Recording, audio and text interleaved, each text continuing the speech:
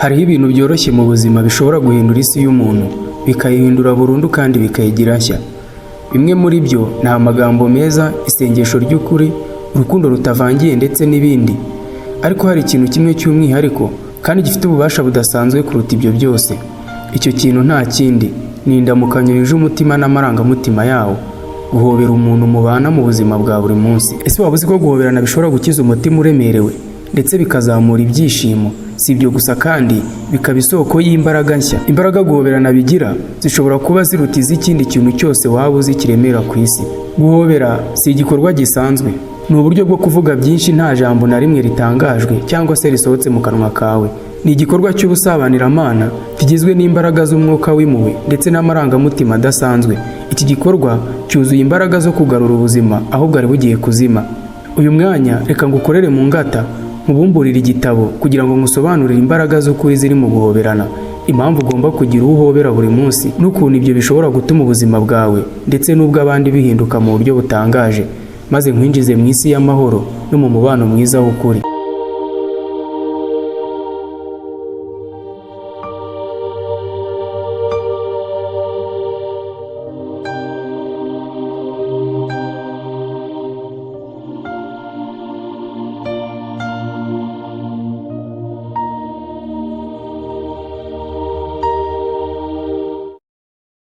Burya iyo duhoberana ni roho ikoresha imbaraga z'umubiri ndetse n'iz'umutima.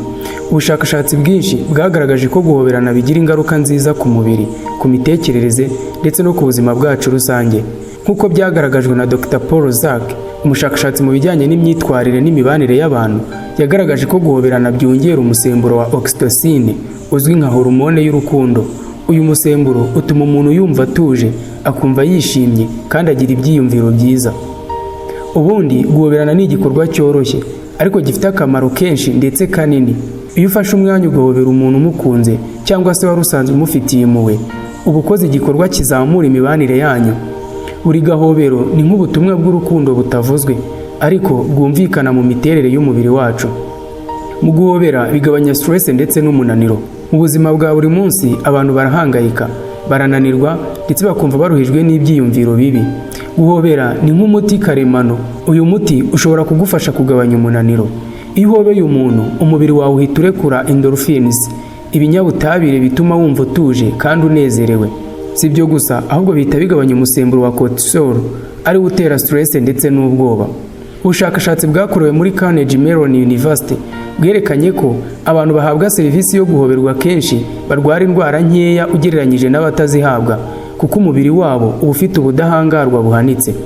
Bisobanura ko uko umuntu ahoberwa cyane ariko umubiri we wiyongeramo ubushobozi bwo guhangana n'indwara zitandukanye. Guhobera kandi bitera urukundo gukura hagati y'abantu. Hari imvugo igira iti urukundo rugaragarira mu bikorwa. Guhoberana ni kimwe mu bikorwa byerekana urukundo rudashidikanywaho.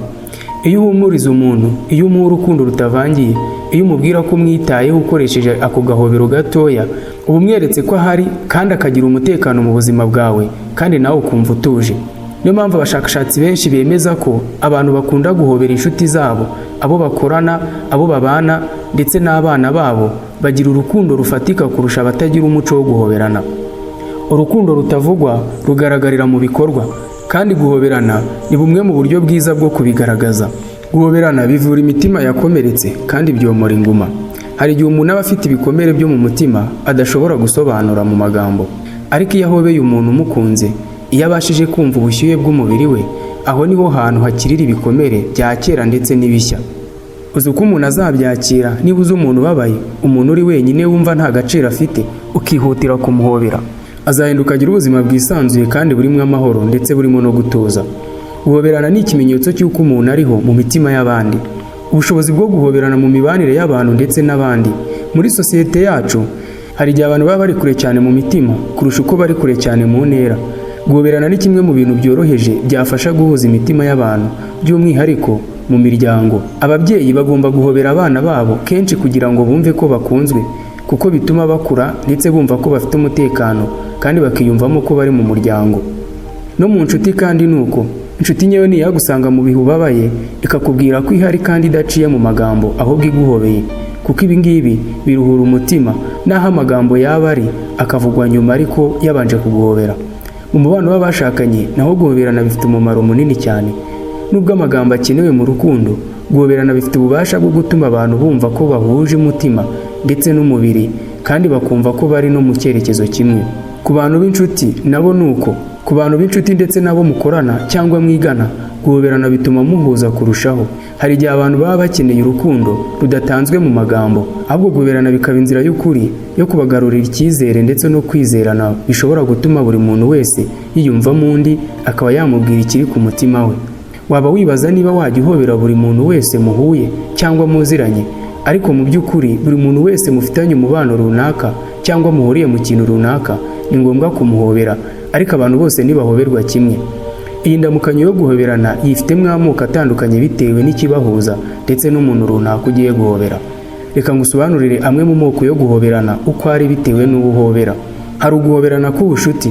Uku guhoberana gukorwa n'inshuti, abavandimwe cyangwa ababyeyi n'abana. Ni agahobero kerekana ubucuti n'urukundo rusanzwe. Hari uguhoberana k'urukundo. Aka ko ni agahobero k'abakundana, gafite ubushyuhe bwihariye, amarangamutima ari hejuru, bigamije kwerekana urukundo rwimbitse. Guhoberana ko guhumuriza. Uku ni uguhoberana gukorwa iyo umuntu afite umubabaro cyangwa se stress. Guhobera bimufasha kugarura ituze ndetse no kumva ahumurijwe akamera neza. Hari uguhoberana kw'ibyishimo. Ni agahobero kagaragaza ibyishimo by'indunduro, nk'iyo umuntu abonye inshuti ye yari amaze igihe kinini atayibona. Hari uguhoberana kw'ishimwe. Ibi bikorwa iyo umuntu akoze ikintu cyiza cyangwa se akwiye gushimwa. Agahobero nk'aka gashobora kuba uburyo bwiza bwerekana ko bishimiye ibyo yakoze ndetse nawe bikamunezeza. Ubuzima bushobora kuba bugoye, abantu bashobora kugira ibibazo bitandukanye, ariko buri munsi ufite amahirwe yo gutanga ibyishimo ndetse n'umunezero binyuze mu gahobero gatoya wakorera umuntu. Uwo uhobeye uyu munsi ashobora kuba yaragiye gucika intege, ariko kubera ku gahobero kawe agasubirana imbaraga. Ku isi huzuyemo amaganya, induru ndetse no kwigunga, jya uhobera abantu. Jya uba uw'icyizere kuri bose. Uko uhobeye abandi niko ugarura urumuri mu mitima yabo. Ni Horeb Mwindaji wumvaga. Mine is your play. Kora subscribe, like and share. Tanga igitekerezo cyawe hasi muri comment. Ugire uwo uhobera uyu munsi.